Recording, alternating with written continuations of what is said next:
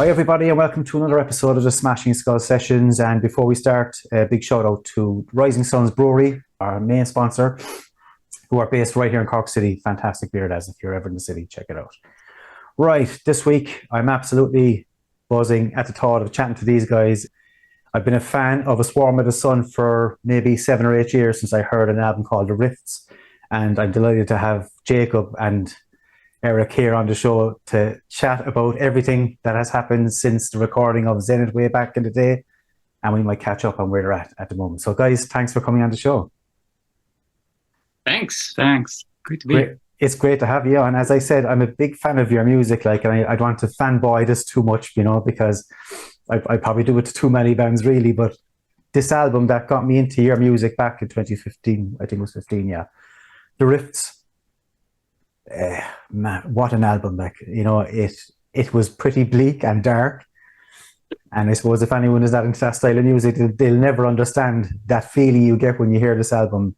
But trust me guys, if you haven't heard it yet, get onto it. Right, before we even go on to those albums, lads, I want to chat very briefly. I'm a vinyl fan, as you probably know, because I've been on 90. Why did you go about repressing?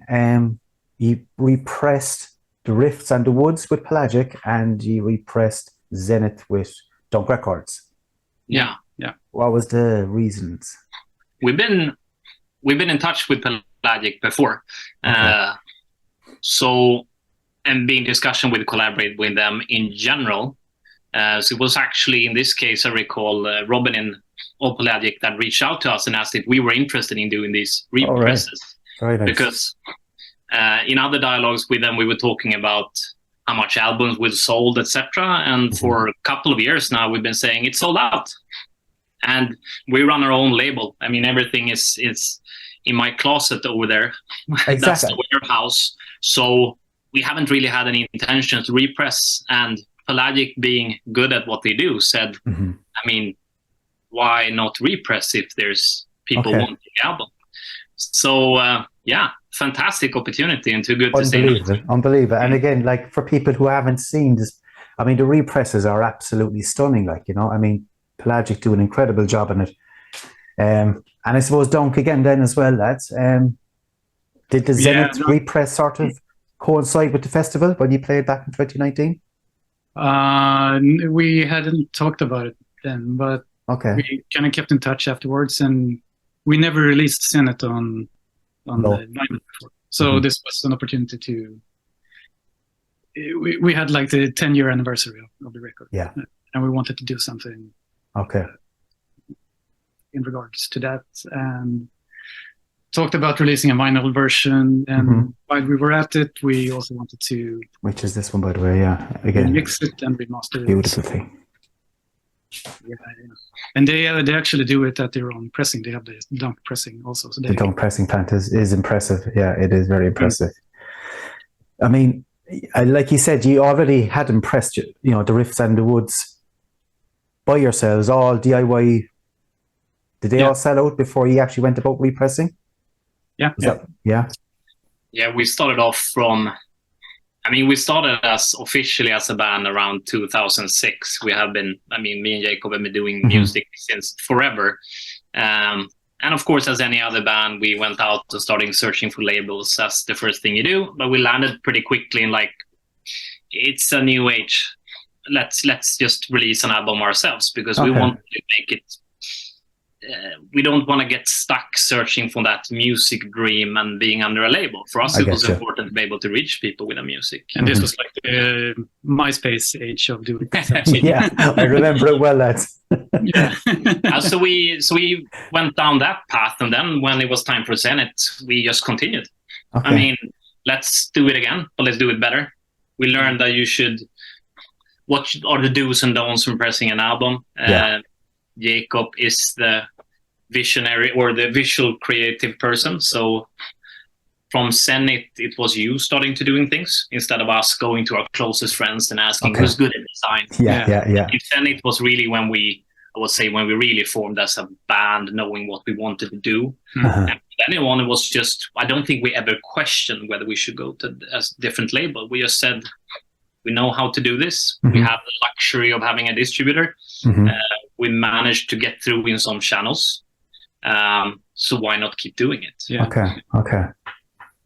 Interesting. So yeah, Pelagic and Dunk was the first time ever we've spoken to other labels or collaborating. So it's a completely new thing to us. I mean, if you could pick two labels, I mean, they have to be on top of everybody's beyond list, I suppose. That's in this scene or that's in any form of rock or post music. You know what I mean? To see them, so awesome people because they're driven by the passion. Yeah.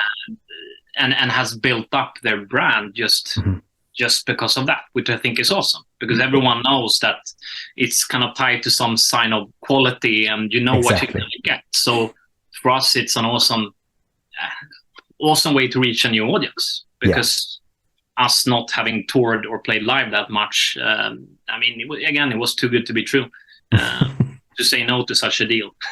Well, there wasn't a hope you could say no to that anyway. But I mean, I suppose you're doing yourselves a little bit of an injustice, like, because I know it's probably hard for a band to promote themselves and give themselves self-praise in a way, like, but I'm not surprised that Pelagic came chasing you. I mean, like those two albums, I mean, three, and not even that, I mean, The King of Everything, which was the EP that came out initially, like everything is top quality. So it was only a matter of time before someone came knocking, you know? Yeah, that's cool to hear. Yeah, I know, and it's the way it is because I don't want to go too far ahead of what I want to ask after, but I think that show you did at Dunk in 2019, I think you definitely gained 1,000 new fans at the very least that evening. Like it was an emotional show. It's something that'll stay in my memory for years to come. Like, I mean, yourselves and Silent Will Becomes a Dream that weekend had men crying. Like, I mean, it was actually funny to see afterwards. I was standing with a few friends, you know, and we were all entranced in the music. Like, and when we finished, we all sort of looked around, and fellas were, let's get a beer, you know, let's toughen up a small bit, which is very funny. But it's just that music, lads. It is incredible stuff. Yeah, and playing that kind of setting with these amount of people, it matters so much. And I think when it's just the two of us, we give ourselves a lot of praise because we boost ourselves a lot and we take a lot of pride in what we do. Exactly. But it's a different thing when you're there in an audience and people tell how much they appreciate it. Mm-hmm. Both makes you blush, but also makes you feel really proud. Mm. So it's awesome to hear it. And that was our first and only time at Dunk. That's right. Completely different setting. And the people and the passion they have about music there is far different from what I've seen in other places. Yeah, and it was also like the moment where not the moment, but the most, you know, like formative moment for us as a live band. And it was the second show with the other people on stage. And, okay. So we did one show in Stockholm maybe 2 months before. And that was it. And then this one. Yeah, we realized that maybe Dunk was not the first place to rehearse it live. But it started there was enough pressure already, Erik, like, yeah. Yeah. But it was almost like a heist movie starting like in December when Dunk reached out to us and we've said no so many times because we're working on something different and we're missing live members, etc. And then we just said, let's say yes. And then we see where it goes. And then we started thinking, so do we know who should play guitar? Jacob knew a guy. We met up with him at a lunch place and it was really like, you know, almost this job interview, but like, how are we going to do this? And how much of a window did you have from when Dunk asked you to come to play? How many months had you to work on it? I think we December, had rehearsals in December and then played in March, I think. Stressful? No, not really, but for you, I think. Because the administrative part. Yeah. Administrating people with children and having these high ambitions. Yeah. I think the high ambitions are the most crucial parts because everyone is dedicated and takes the time it takes to actually do it right. And they are incredible musicians, all of them. And some of them we have worked with for years and years, since the beginning. Like our bassist, Anders. Yeah. He's been with us since the first album and we've known him since we were like 13. So. And you also did a live album, actually, didn't you? Was it only last year or this year was released? Yeah, we did it as a part of the re-releases of the Pelagic records. Yeah. So Was that the same members? Was it the same members that would have played at Dunk? Yeah. Yeah. And we hadn't, and that's the cool thing why this was such an awesome. I'm very planning and orderly kind of guy. I want everything to be correct. So I was kind of channeling all the, you should do this, you should do that. Here's what to do. Here's the tool, the gear, etc. Of course, the trust is one thing, but that's for me. I don't leave anything to random, so to say. But when you stand there and we start rehearsing, I still have the first clip when we start playing the first track I think we played, which was The Warden, because it was kind of a simple track to play. And it just sounds fantastic. Yeah. And you never, ever play these songs live. Never, ever. Like from the first drumming, it's like, yeah, this is going to work. This is going to work a lot. It must be an incredible feeling, like, is it? It must be insane.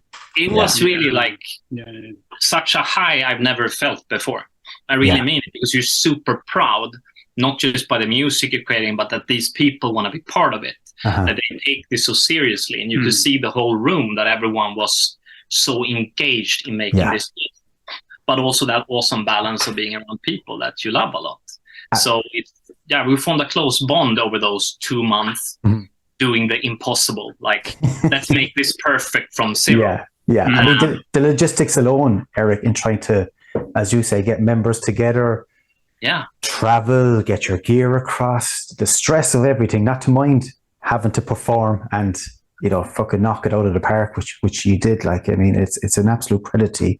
It was cool. It was a cool experience. Could you enjoy the moment for what it was as you played, or did you enjoy it more when you sort of took a step back and said, we've just played Dunk? I mean, Jacob, what do you think? In the moment, I was more, you know, like kind of detached from the entire experience, which has been true every time we played, actually. But, you know, I'm sometimes having a hard time experiencing it as I'm supposing the audience are kind of like maybe an actor or something on stage, because you're focusing on other stuff than the, you know, like the outside experience. Not to say that it's not, you know, like engaging or you know, it's the best thing you can do. It is, of course, and I mean, the respect that's given to bands when they play at Dunk as well. You know, there wasn't a pin dropped during the intro of The Woods.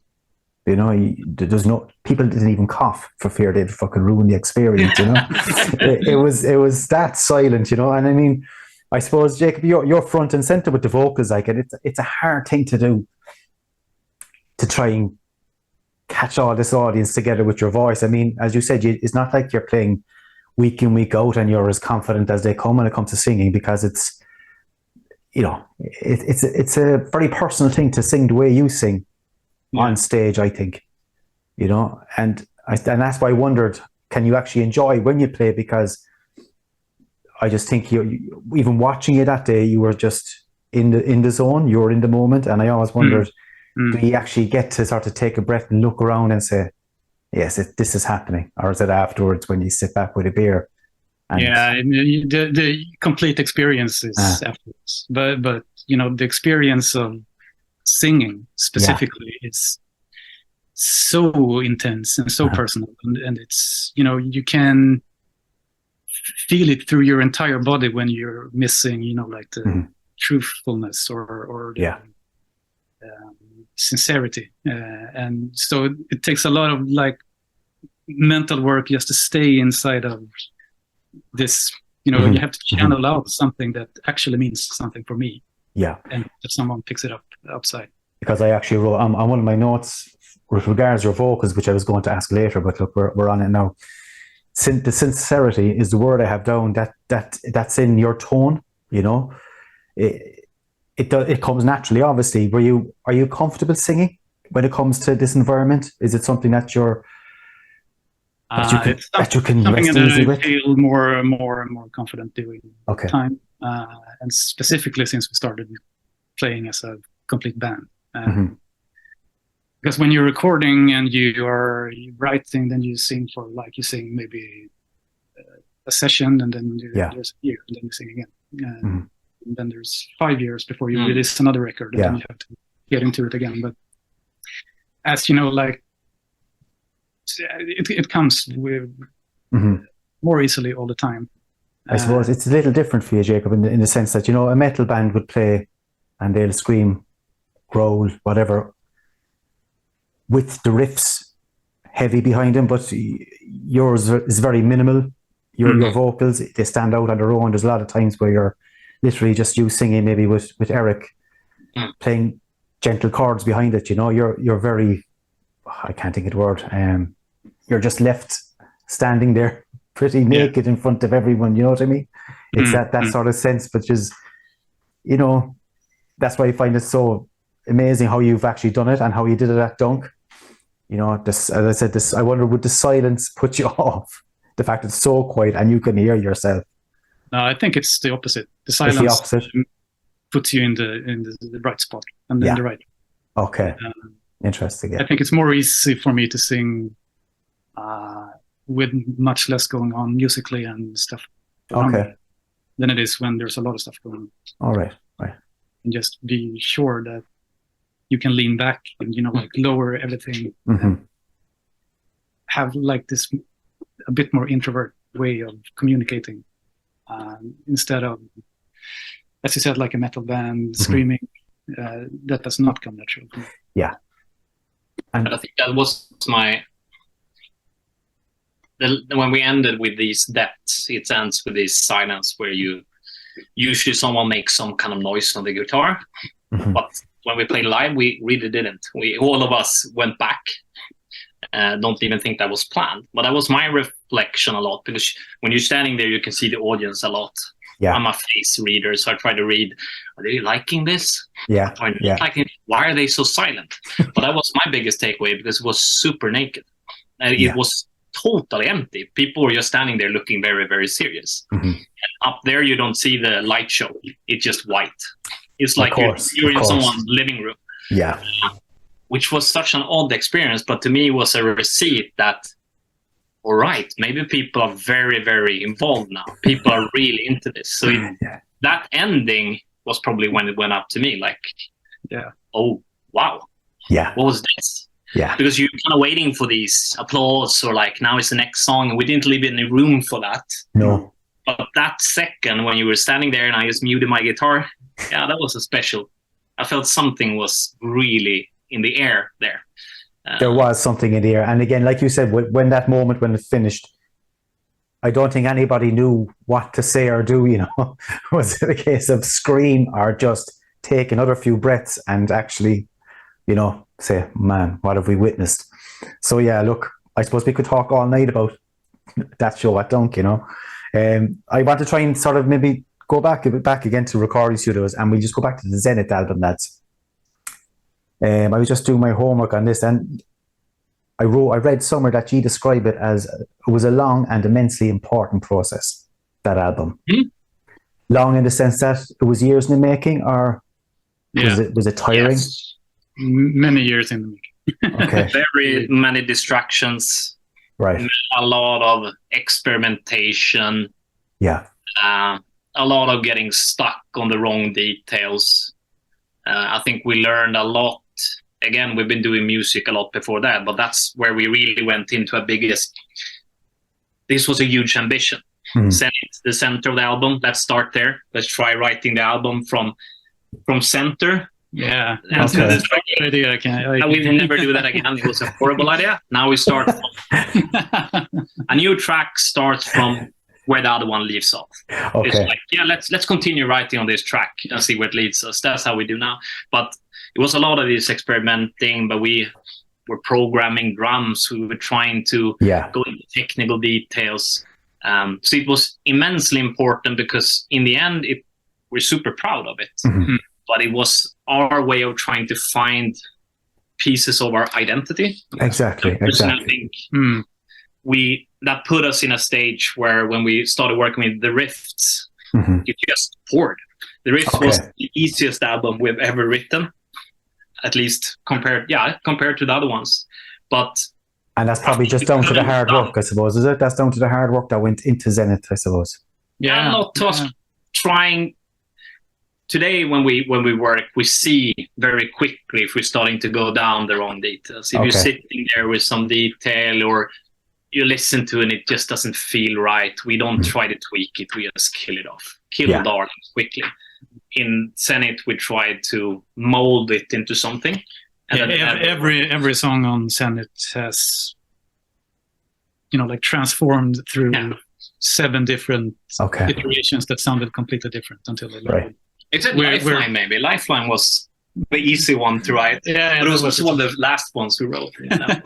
But it was also, important because that's where we actually started to cement, the people we work with. Yeah. And, our bassist and our drummer and everyone was kind of coming together into friends and co-workers that we have since worked with even to this day.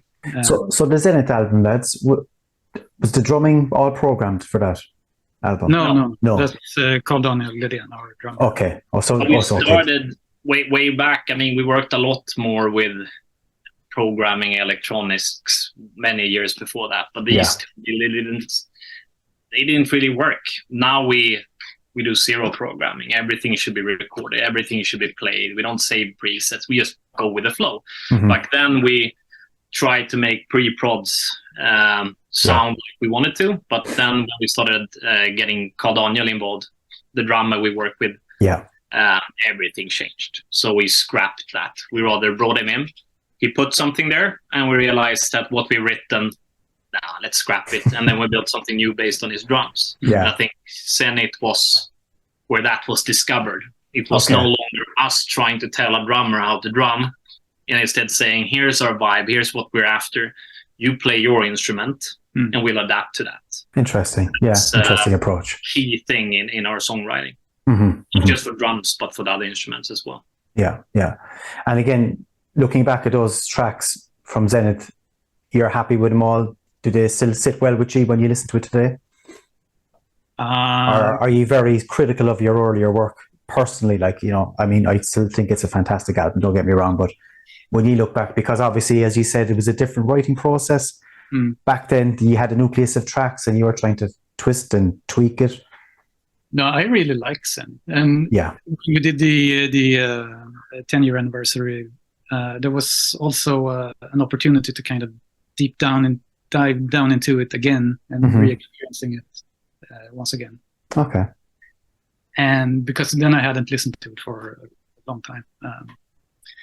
And I was surprised to find that it holds up for me as well as it does. And then, of course, I can see things I would do differently now, but that's always the case with things. Always going to be the case, yeah. It's all a part of evolution of the music and of us as human beings and growing older and all of this. Maybe it's decisions. That's the thing. You see things where you probably would have made different decisions. Yeah. But you can't. That was us learning. And exactly. Still, maybe, I'm very much, or I used to be more into details and criticizing, because I really felt that when you did music before, you really couldn't get your ideas through. And that's where I think Zenith in one way was a bit. The ambition was probably different than you could put into reality. Okay. Because we started thinking differently with the riffs and the woods. I stopped feeling that because it turned out what it becomes. That's the only thing. You just write music and what comes out is it. So the only way, if I ever reflect in Zenith in a different way, is that we tried so hard to get something. So it's more that feeling that I sometimes get stuck in. But you hear seeds like, I think it's the 4th track, The Stand, which I think is something that we probably would write today. Yeah. Because it follows the same thing. It's easy, it's simple. We wrote it very, very quickly. And that's something that I still feel is much more mature than many other things. Yeah. But it was agreeing with Jakob, having Carl Daniel remixing it or tweaking it helped a lot. Then it was mixed by me because of budget. Of course. And I'm not I don't enjoy mixing albums. So having someone else go in there, redoing it, rethinking, getting feedback 10 years later on why you made certain decisions. Well, there's no point doing something you don't like, Erik. I mean, if Did you know that you should have? There was a lot of those. Yeah. But in the end, when I listened to it, it was like, yeah, shit, this, I hear what I wanted to come through. Yeah, so I think this final tweak we did made a lot for it. But that's more for us and being proud of making something. I think it turned out to be as good as it could have been. In regards to where you were at that time. Where we were at and because we learned everything there. We learned how to write an album. We learned how to do artwork. We learned how to mix an album. We learned how to do everything and how to distribute it and all of that. And what we should not do. Yeah, exactly. Pitfalls we should avoid. An extreme learning curve, Erik. So it was a learning curve. Exactly. But it was also in life where we really haven't booted up the band yet. So we really didn't know if this was something we just do as yet another project we're booting up. And we had separate bands on the side. I had 2 other bands I was running. Jakob, you were working a lot with the film. So I would say it's different now where the band is, there's nothing else than 100% seriousness in it and full dedication. And we're trying to remove every distraction we have. Back then it was still exploration, I think. It was a big exploration. Super proud of it. Still, when I get a bit nostalgic, you listen to it and it felt a bit like closure to do the 10-year celebration. I was just about to say that, Erik. Yeah, I think you did the right thing by giving it its anniversary and giving it the I won't call it, the redux, as you called it. Yeah. It gave it a new lease of life, and it just shows the quality of what was there anyway, even irrespective of how poorly you think you mixed it. I mean, it shows how good an album it is, So look, lads, 2015 then, look, for me, and I think it was a big year for me when I first met you, first heard you, but I think it was a defining album for you as a band, I suppose, as a band, and not just the two of you, but as a band, I think, isn't it? I mean, this album, you said it was easier to write this album because of what you've learned through Zenith. But when I listen to it, I just think there's so much in it. I mean, I love how you can play simplicity well, but yet there's so many layers within that sound though at the same time, and I thought to myself, this album must have been hard work to get right, but you said it was easier? I think Jakob is the main, but if I can add one comment, it had purpose. It had a clear purpose. It felt like, I remember when we sat down and started talking because we had a big break due to life. Yeah. And we both felt this itch. We sat down and had that beer. Jakob took his notes, which is already that starting point, and said, let's make an album. Here are the titles. Here are my thoughts. And from that day, it felt like, for me, it was a clear purpose. We're doing this now, and it's going to turn out to be something very, very important. That made it so much easier because it was not whether the riff was great or the production was great. It was whether it felt great and important. And that is so subjective, which for us it was never written in form of, will people love this? Should we have something coming up here or not? It was purely what makes us feel this is right. And that's the mindset that changed things a lot for me. Okay, interesting. Would you agree with that, Jakob? Yeah, you'd agree with Erik there? Yeah. The like grounding factor in that album was always back to the word sincerity, because it's about telling something in a way that feels absolutely true to us. And if it does, then it probably feels true to someone else. And that's not necessarily something I felt during Zenith, because not because Zenith is bad. I like Zenith a lot, and I think it is very sincere also, but not in the same way. And it's songs. It doesn't hold the same personal, emotional depths as I can listen to Zenith and understand what I wanted to say. Okay. But not necessarily feel it the same way I do with the riffs. Yeah. While the riffs are, when I listen to the riffs, it definitely feels like you take a place of your mind and during that time and put it out in some kind of art form.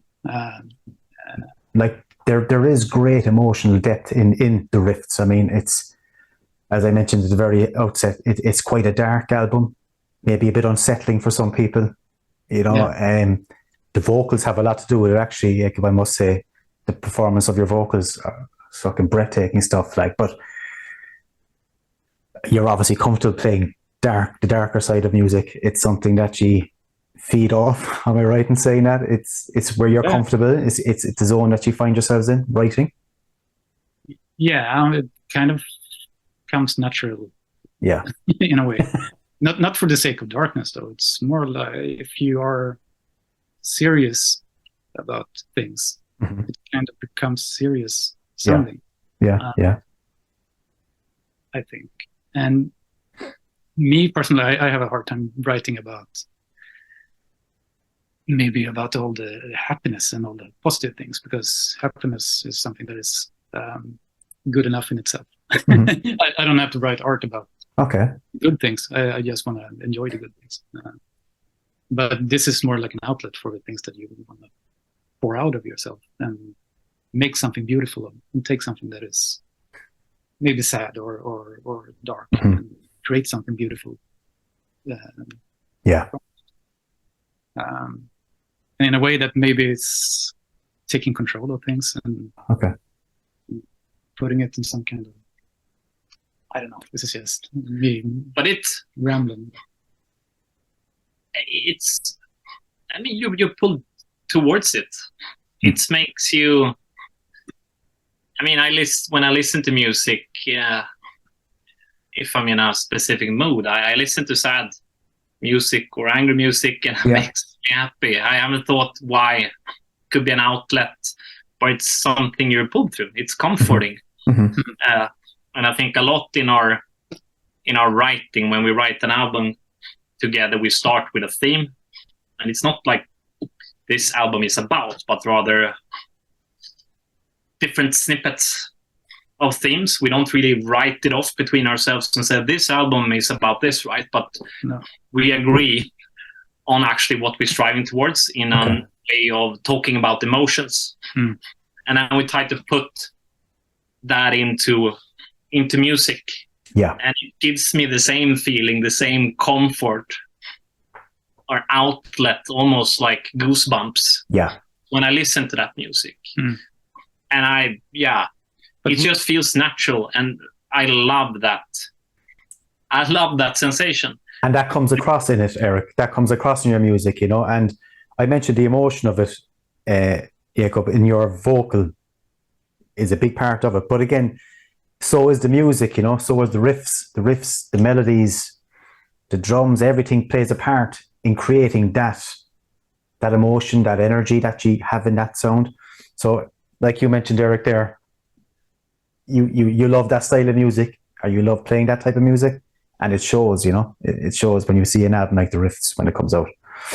That's cool. And it's kind of like when Jakob and me has obviously work really well together, but we also saw different polarities on some kind of things. I will always pull towards the release.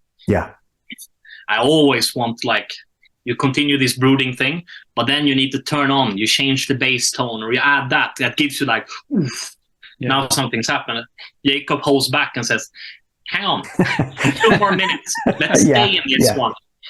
Me being a control freak generally says, no, it's let's just give the release, but let's try this, and then we come back to Erik always wants the melody, and I always want to take the melody away. You just want a solo album, Jakob.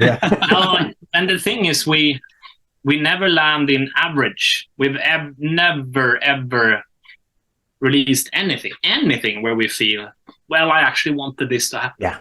And it's never been a dialogue. It's just that when I try this, for example, these depths that I remember well, it starts with this big, on the climax hits, there's a melody that I played like one octave up. Yeah. So it was very high pitched, very melodic and big. And Jakob said, how about if you play it like sub, very, very low? I was like, oh, you're not going to hear it. Yeah. It's just going to be too brooding. And then you try it and it's like, yeah, shit. That was exactly what I was after. There you go. And I think, so we're using each other.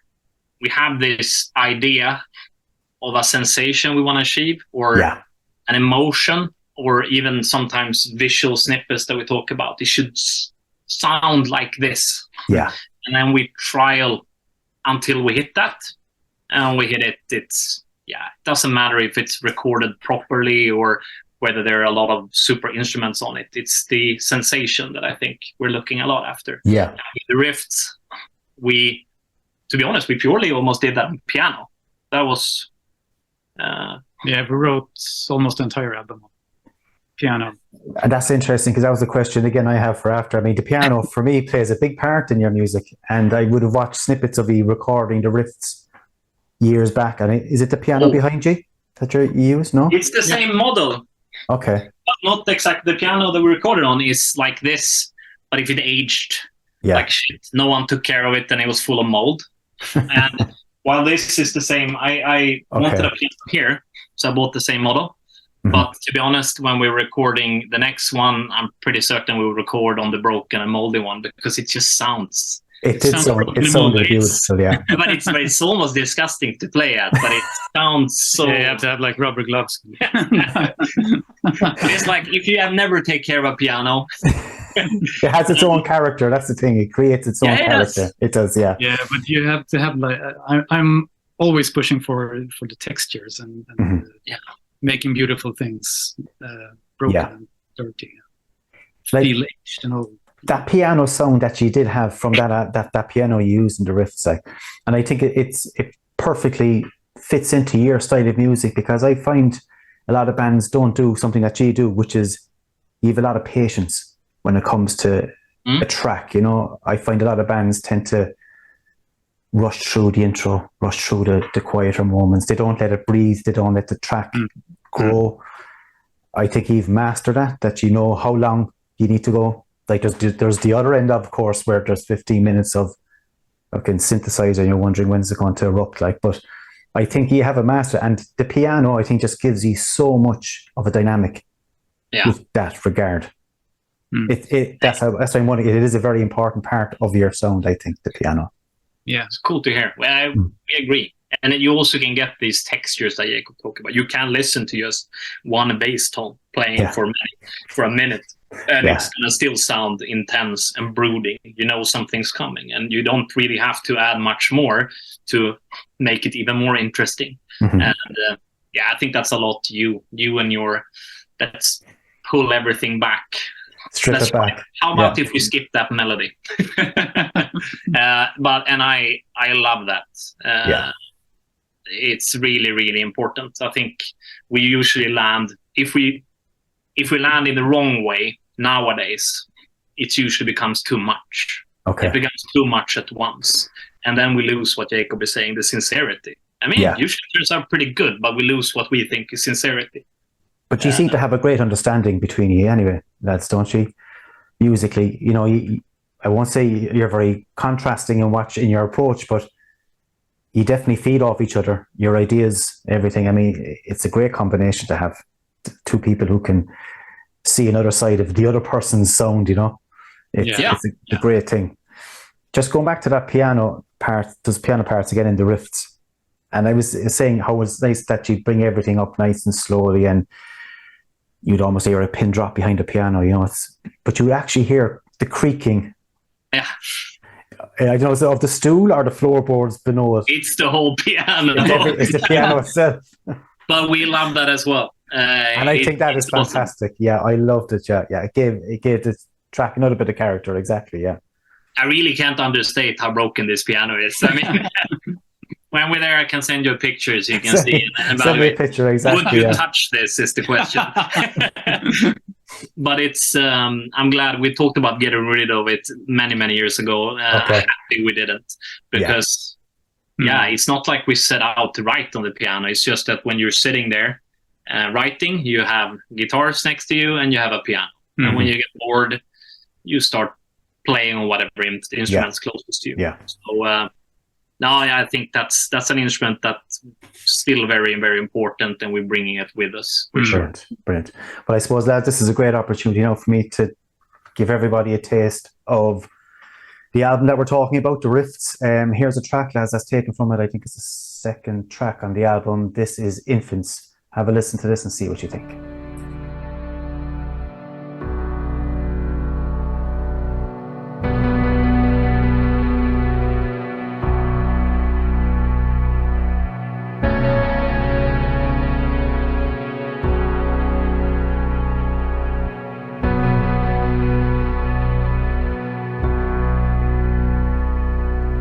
Hope of giving birth, the same.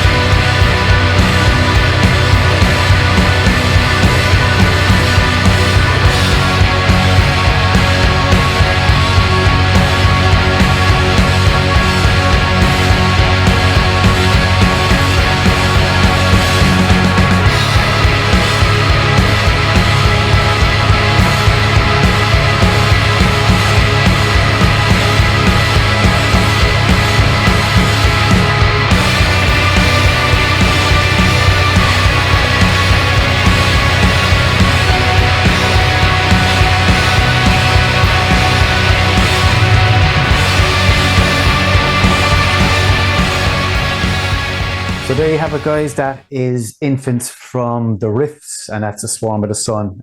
Even just from that snippet, lads, what you've heard, if that doesn't fucking blow your mind, you're in the wrong game altogether. Right, lads, I want to move on from the Riffs then and bring you on to one of my top 10 albums, probably of all time, I would nearly say at this stage, The Woods. 2019, it came out. Again, we sort of touched on it earlier, lads, but what I loved about it is how patient this album is and how stripped back it is at times. Very minimalist. And I suppose what G touched on earlier is that simplicity, there's nothing wrong with it. You know, to keep it simple chords, simple riffs, a simple structure. How did that recording process go after the riffs? You know, because you said the step from Zenith to the riffs. How did we go from the riffs to the Woods? Brings me back. I mean, the first thing that comes to mind is not the recording itself, but it was we were playing around with the idea of making a video to some tracks of the riffs, and Jakob took a photo session. Okay. In the woods, and out of that came a lot of in one of the photo projects came a series of pictures. Yeah, that I think like mentally became the foundation. But it took. We were in some kind of hiatus, which is natural for us. We don't really start off from the beginning. I think we need that kind of break. Yeah. So it wasn't until, again, we sat down and said, let's make an album. You came with 3 titles. You had a concept. And Jakob said... It's often like that. We have the foundation and a skeleton before we start writing anything. This is the title of the album. These are the titles. And these are the symbols you even had then? And you said, the symbols on the That's right, cover. And then that sets kind of a framing. Jakob said it should be 3... Yeah. The symbols, yeah. It should be three songs only. So let's make them long. Yes. That's a good idea. And that, then I think we didn't, I was in the middle of a move and some stuff in life. So we really didn't get started like that. But I think somewhere I had to digest mentally also, because we didn't have such a clear concept that I think we had with the rifts. Okay. So it wasn't until, at least from my end, that I started landing in what kind of emotion I wanted to build. I sat down, we had dinner, many beers, and I told you, like, in the midst of my change in life back then, what I wanted from me, the album to be reflecting, and the different emotions that I wanted each songs to go through. Okay. Similar to what you did for the rifts. But then we just started building on that. It didn't stay on like a theme or even in the lyrics. That's totally separate. But that allowed me to feel calibrated in a way to start. And then it was kind of like when we started writing the rift. We sat down and we started playing. Yeah. There's piano in the beginning, which I remember was a decision we said, let's pick up where the rifts ended. We wrote the piano. And then, I don't think there was any more magic than that. We just sat down and wrote every single piece.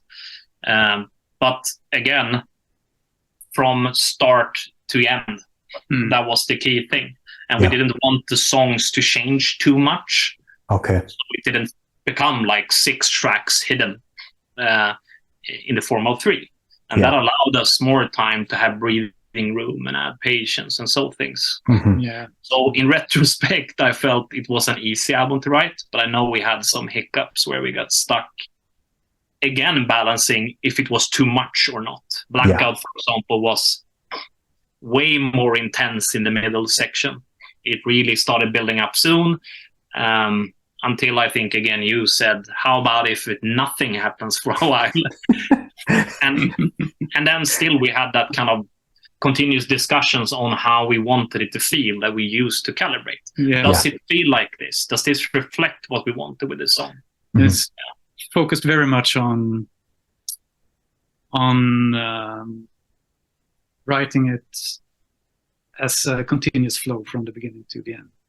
And having like the middle of the album you could have taken everything and smushed it together to a 5-minute track. It would probably be a horrible track, but it kind of follows the same progression and the same kind of arrangement as one track does, but spread over 3.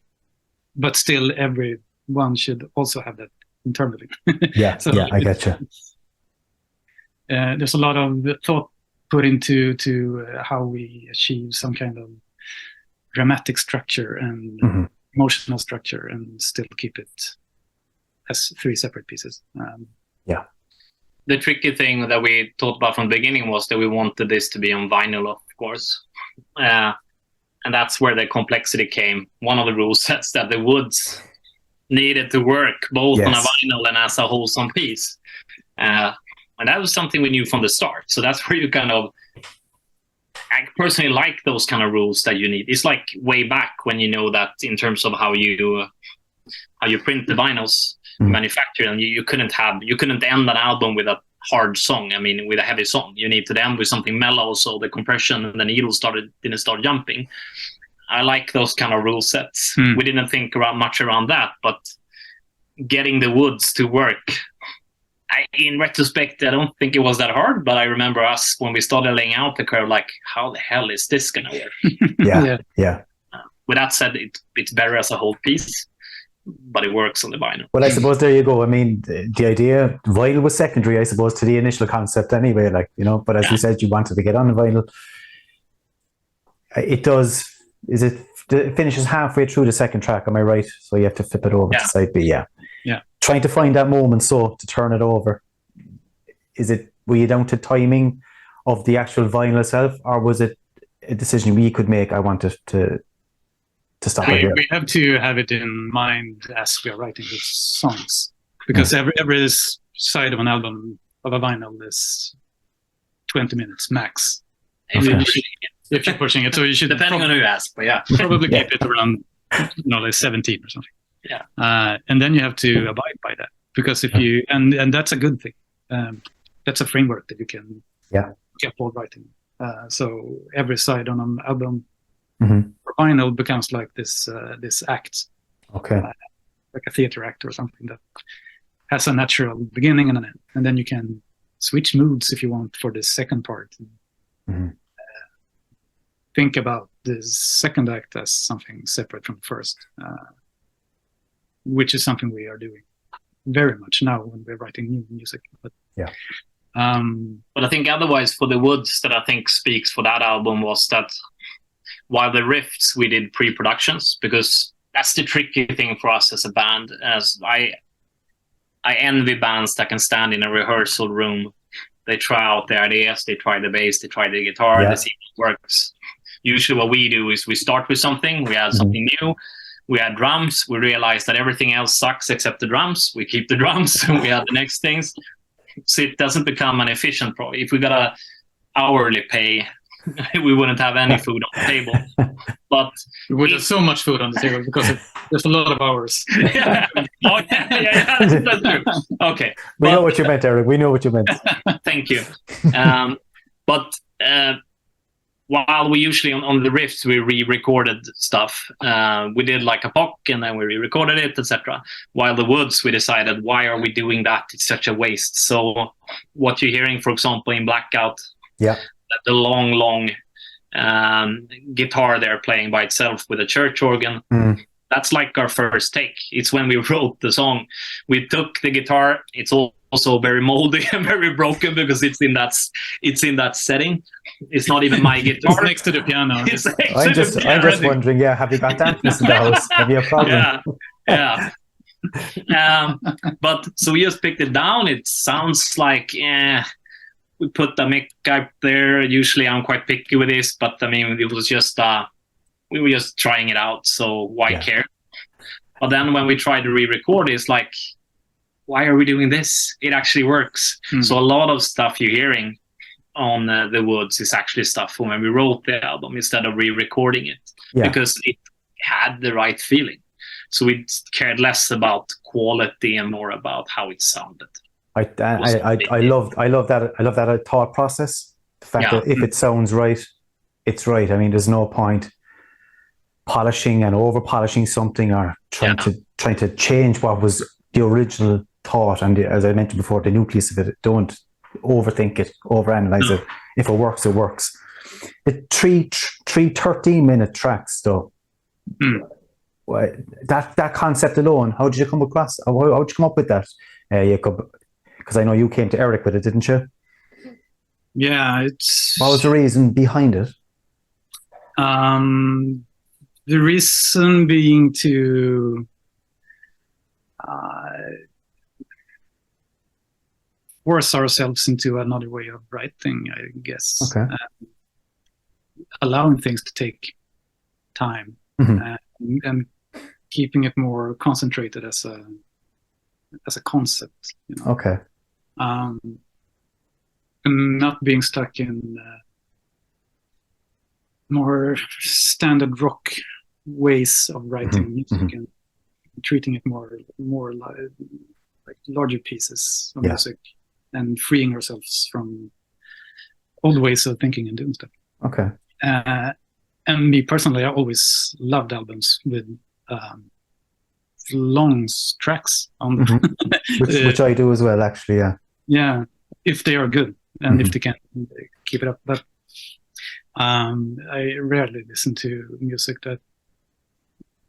No, that's not true. I listen to a lot of music with short tracks also. You're just not a big fan of radio-friendly music, Jakob. No, 3 minute hits. Sometimes though, but not that much. Is that what we're going to get from the new album? Maybe a 3 minute radio friendly hit from a Swarm of the Sun. All something different. Radio bangers all over. But I think that's usually you have a problem in the very best of ways of repeating yourself. Yeah. If it's been done, it's been done. I like that a lot, but I of course like comfort zones. So for me, it's usually I go to the comfortable areas and you say, well, we've already done that. Let's not do that. So we probably will come to the new album later, but it comes with even more of these rule sets that we're setting up for ourselves. And it's not to make our life difficult. But it does make our lives difficult. Yeah, in some cases. But it forces us out of repeating the same thing. Yeah. And my fears usually is, what if we lose the essence that you're describing for us? And it's awesome to hear it, like the essence you found. And I get worried that what if we're losing it? What if we lose our identity? But once you start exploring it, you realize that, I don't think whatever band we would write music together as, I doubt we would lose it, because we've found that dynamic. The dynamic is there, exactly. And comparing a bit to like another thing compared to seeing it, but I think maybe we've been bashing a bit too much. It was an exploratory thing, but back then we compared to other bands that we listened to. We were so influenced trying to find our. We like that album. We like that album. When I mixed it, I A and B mixed versus other awesome bands to see if it sounded right. Since the Rifts, never. We've been never.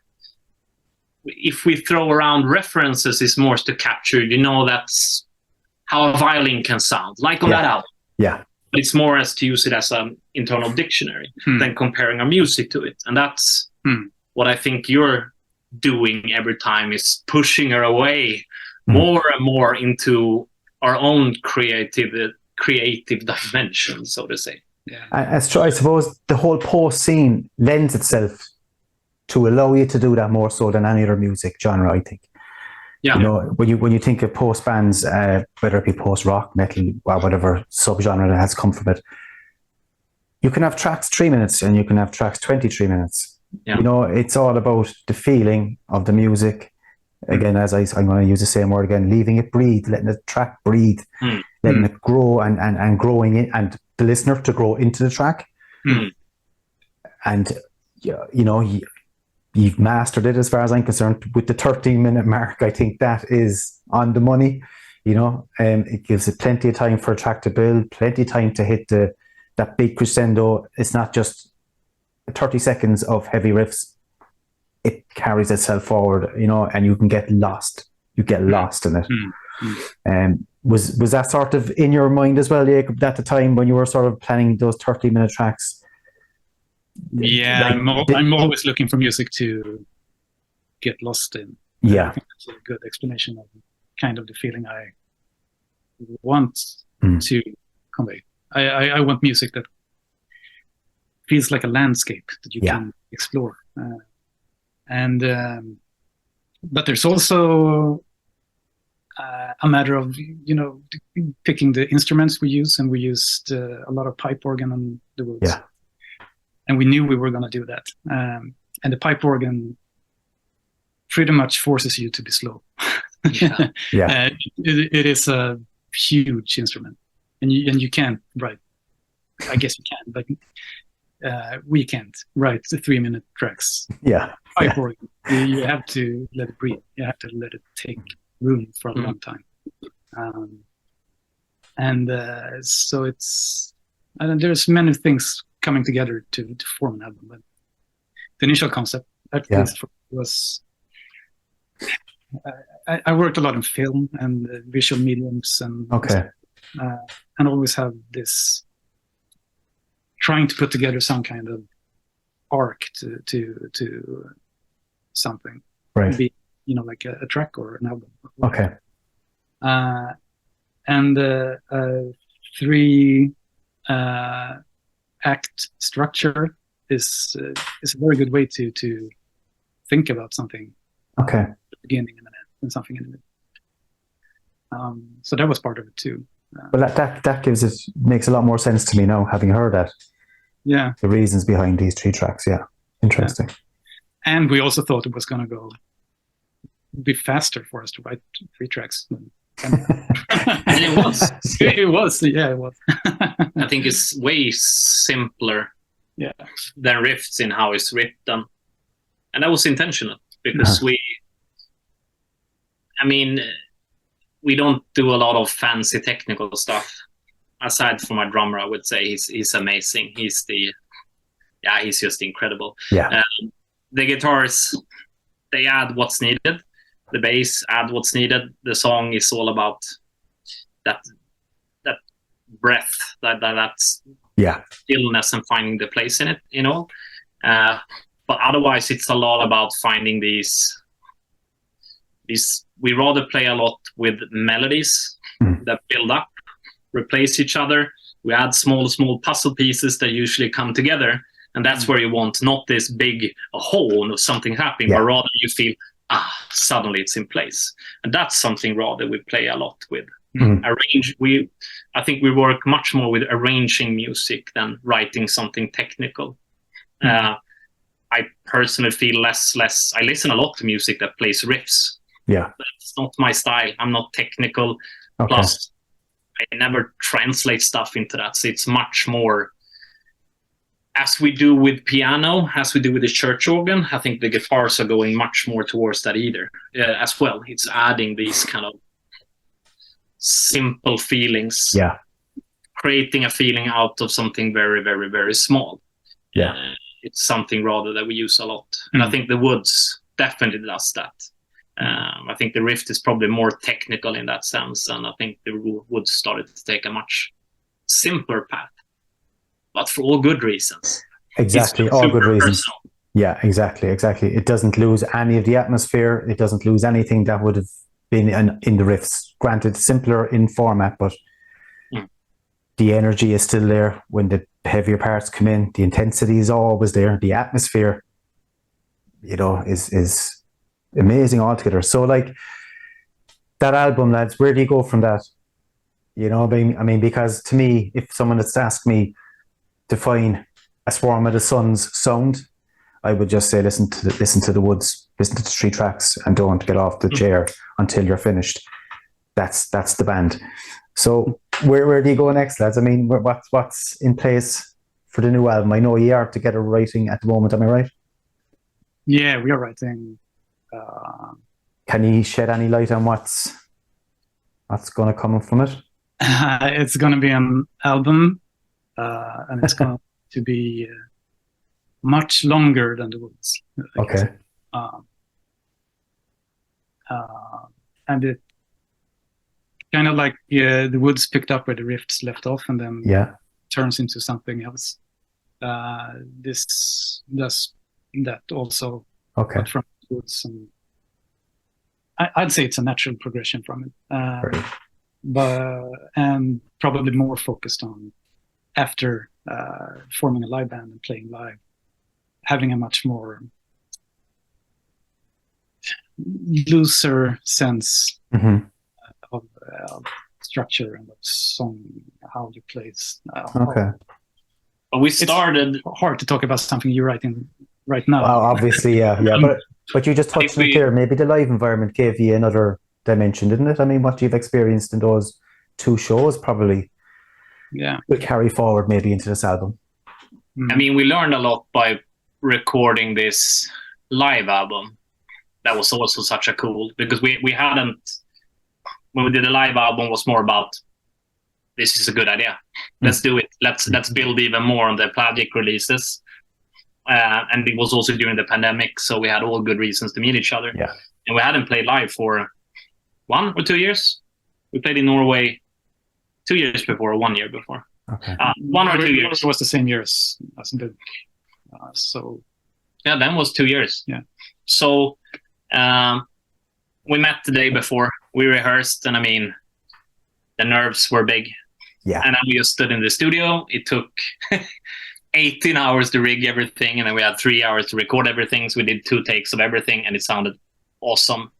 And it was so cool to see me, who's very much into studio recording everything done right, seeing that, all right, recording something live with that feeling turned out so well. When you go away from clicks, or when you talk, you don't even tune your guitar perfectly because it's hard to do it with all the time. So it just turned out wonderful. And I think we actually started the album we worked on right after The Woods. We usually do this. We start like 2 months after and say, let's start the new one. But it became more like we continued The Woods. I mean, we actually almost replicated what we already done. Then came the pandemic, of course, the hiatus.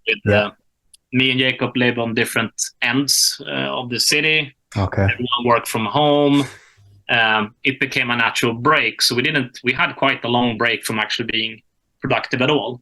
I tried some attempts of writing things at home, still have those ideas, and they're in the bin, thankfully, because it just turned out maybe a bit, I would say, closer to what we did with Zenit. It was like no identity, because we had lost this.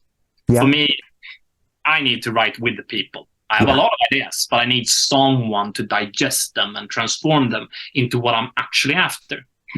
So it's been a long time since I kind of landed in, it's not worth it. Let's just put it on hold until the pandemic settles, so it's in a better spot. So recording this live kind of became a fresh of air to keeping the band alive. That gave a lot of energy. So I think it was once we have started that, we started meeting again, me and Jakob, and the pandemic were in a better situation, and we sat down on a clean slate. And I felt during that time, a lot of stuff had happened in the world, a lot of stuff had happened in our lives, so we could start actually talking around, again, this emotion. How do we want it to sound? Jakob, as you usually do, show me pictures. You show me scenes from clips from films or whatever. You says, it's not like, I want it to sound like this. And that's something that works very well for me, because... So you can work off something visually like that, Erik, so you can feed off that. And it's usually something really dark shit, Jakob. It's really, really dark shit. And you can't write something that has like a big crescendo, or you need to start off small, and it needs to be sincere. And I remember that night, even when we were here, and you showed me some things, and we started writing, we felt like, hang on, now something's happening. And that's kind of where I felt, I know I'm a believer in fate in some ways. I think we needed that break to not go in the wrong direction, but to rather reflect a bit and say, how do we take this further? And I think that's what we've done now. So if I describe what we are doing now, we'll say, we're doing something way more ambitious than before. We're doing something that requires a lot more patience than before. Okay. I think we'll set up other rule sets that will force us to not repeat the same albums. Yeah. And we've now written, I would say, 80% of the album of a very long one. And during the start of it, I still always question, are we on the right track? But we're now at the level when we listen to it and we're like, same sensation with the riffs. It's not whether people will like it or not. I just feel super proud of it. And it feels like something that I know will reflect everything we strive towards. And hopefully that echoes with other people as well. But and that's a luxury. But this is like the best time of it. We have one more track that we're going to write to finish it off. And then we have all the, we just need to record it for real, etc. Fantastic. Cannot wait for this album, lads. Can you give me any bit of a time frame on when we expect to see it? Obviously, it's going to be released through Pelagic. Am I right? We'll see. I mean, that's Robin. If you're looking at this, give us a call. Please do. Yeah. I mean, that's not obviously. It will be released somewhere where people can reach it. I mean, we're going to make sure that it. I think we have so much more of a base to go on now in terms of finding the best possible way. But it will be awesome to release it on vinyl and making it something as good as I know Pelagic does. Mm-hmm. But time frame. I know right now we have a lot of people in the bands are a lot up in they have live puzzles. Mm-hmm. So, which also has been impacting the sound a bit. Our usually inventory that we go to for the easy solutions has not been there, which has forced us also to say, okay, shit, we can't have drums now on this track.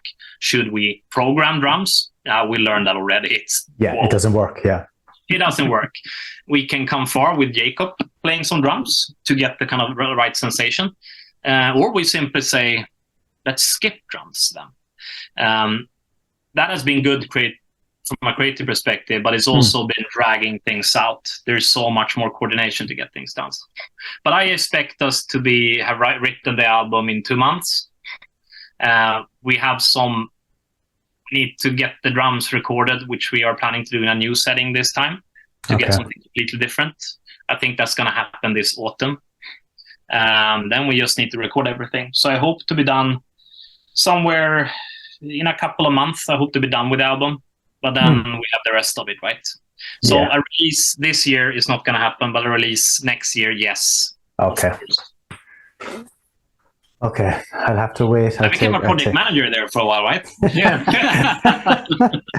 But actually, looking back on those 3 years, lads, I try not to talk about COVID and the whole pandemic time, but it obviously does have an effect on everybody, and it personally, and people's mindset changes. It had an effect on this album. I'm taking it, did it? Because as you said there, Erik, you had some ideas pre-COVID. And did you say that you just literally cast them aside and started afresh again? Yeah, I mean, I think it was rather the comfortable setting that we're used to working in was shook a bit. Yeah. So we tried to produce something. I mean, we built up this bond over the years. We know how to work. We know how to bounce ideas. Yeah. But and that was broken, but we still try to get the same result. And I think still that was for the good.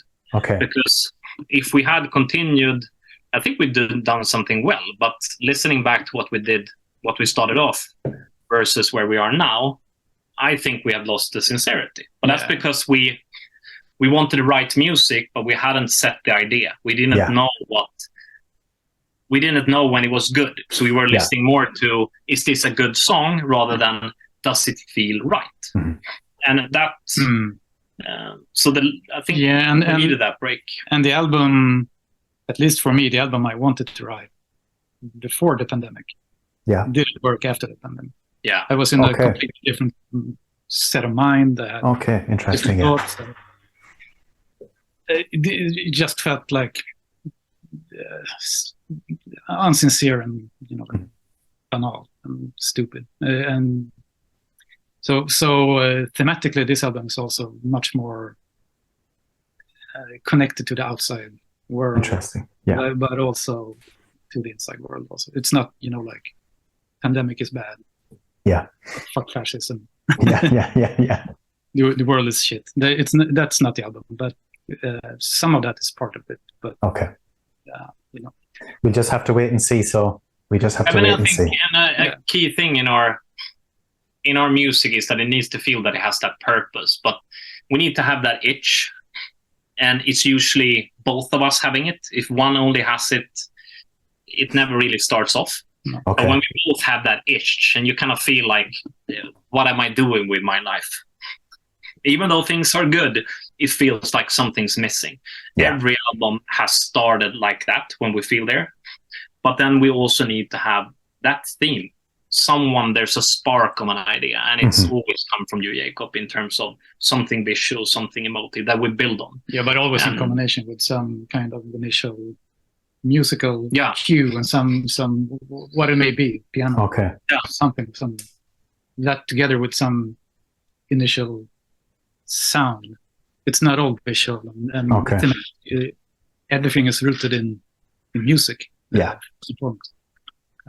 So I think the past year, once that kind of hit us, things have moved fast. We went from why isn't anything happening to, oh shit, we have another song we need drums on. How are we gonna get that together? Okay, cool, we'll fix it.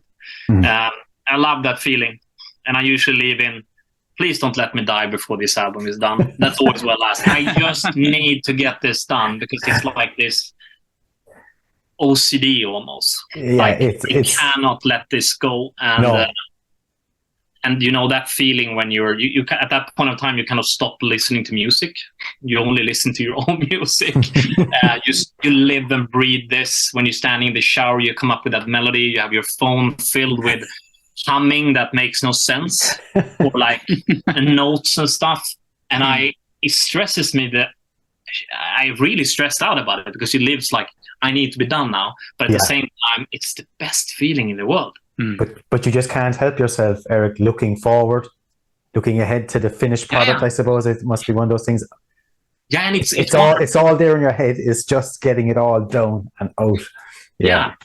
And that's the best feeling ever. That's, if I would pick one thing in life that really feels like it matters, it's that. And it's awesome then to put that into album. And we never had an ambition that people would enjoy our album. It's always fun, but it's not like we've gone into this to be standing on the stage having people applauding. And then when you get people saying that this helped me through a tough patch in life, it's like, oh shit. That's because a lot of music has done that for us, of course. That's the best feeling in the world. It must be. I mean, but that's what music does, and music soothes the soul. Like, music does so much for us, like as humans. I mean, we feed off music. Like, and I'd say, like you said, it must be amazing to have people tell you. Like, I've no doubt they do. Like, tell you what it has meant to them. I mean, I could sit here for hours telling you what each album or what each track has done for me. Like, but I'm not the only one. Obviously, this music resonates with so many people. So, I just can't wait to hear what's coming out, lads. What's next? Cool. Next year, unfortunately, we have to wait. But look, we will wait. Can I just ask quickly? I don't want to take up too much of your time, lads. Playing live, will we be seeing you playing live again at any stage? Has it even been thought of, because you're so caught up in studio? Yeah, we talk about it all the time. Oh, good. I'm dying to get out and play. Yeah. We had some shows planned for this spring. Yeah. Sadly, those didn't happen for many reasons. So we even had a rehearsal booked for that show, but we did it either way. And it was getting everyone together and seeing that we still can play. So we would probably play some shows before the album is done. But if we have to choose where to put our time, if they are competing, we are putting it into writing the new album. Yeah. But everyone wants to do it. Very, very, very. Everyone wants to do it, but it's also hard to find the correct venues, play the right places. You have to do it right. Mm-hmm. It's like with music. If it doesn't feel exactly right, we wouldn't do it. So the But correct it's great to hear. It's great to hear that the hunger is there anyway. That's the main thing, isn't it? The hunger to get out there again is there. Fantastic, lads. I want to wrap up with the 3 session questions I would have thrown your way a couple of weeks ago. Did you have a look at them? Yeah. Good. Good. Well, first question, lads. What musician or band would you like to hear do their own interpretation of a Swarm of the Sun track? Yeah, we were talking about this right before, and we are both. I think I'm talking for you now, but actually, you can answer separately if you want. By the way, yeah, it could be 2 different answers. I would, as you said, and it was also my feeling that it would be amazing if someone completely different did something from a completely different genre or musical background or someone unexpected. Something minimalistic. I would appreciate to see if you can go from the grandiose moments we have. Yeah, and I've been listening a lot to. I am listening a lot to electronic music and like very experimental stuff. But there are certainly bands and artists there that could. For you mentioned Murkoff, for example, and of course one of my all-time favorite artists of any kind is Nick Cave. And Nick Cave would be amazing, super amazing, of course, and it would never happen. But I say never say never. No, that's true. Never say never, man. I listen to Nick Cave the same way that our parents listen to like Bob Dylan. Yeah. I'd be a very big Nick Cave fan myself. Yeah, and I still love his stuff. He's still releasing quality music, like Oh yeah, it's better than ever. Yeah, maybe so. Yeah.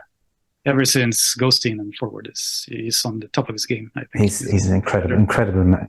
He's an artist and a half. Yeah. What about yourself, Erik? Are you sort of on board with those answers? No, yeah, I would say that as well. I would like something different, and I would like.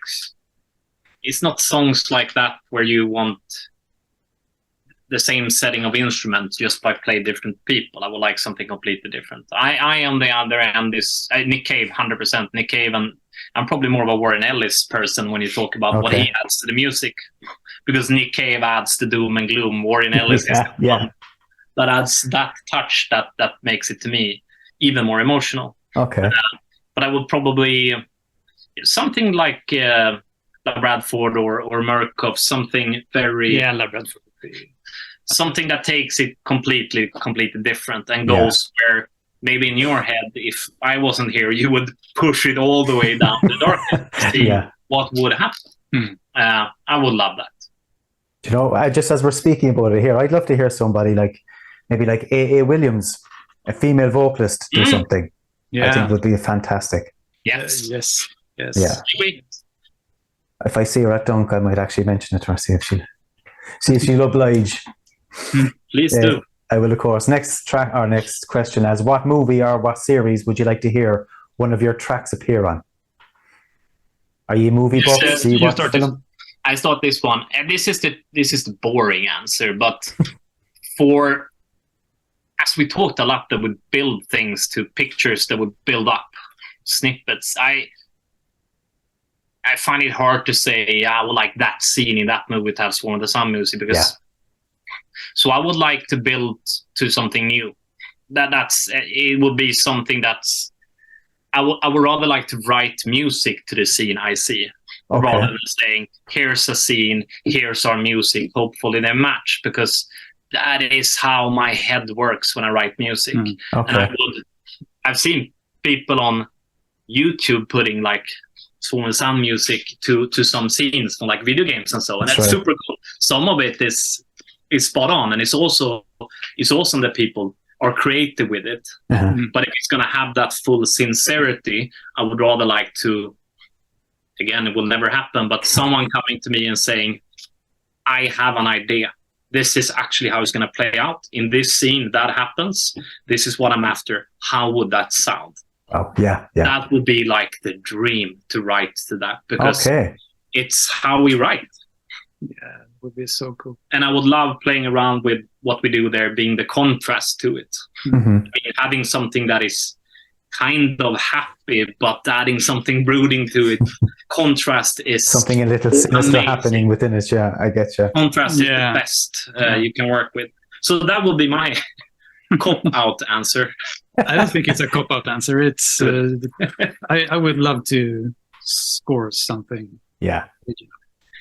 Actually, I might have to reword that question really, and maybe do it in the way that you've answered it. But go on. Yeah. Yeah, but I also enjoy very much going to dance performances, like contemporary ballet and stuff like that. Okay. So cool doing something for the live stage or theater or like that. But of course, there's a lot of filmmakers that are so good.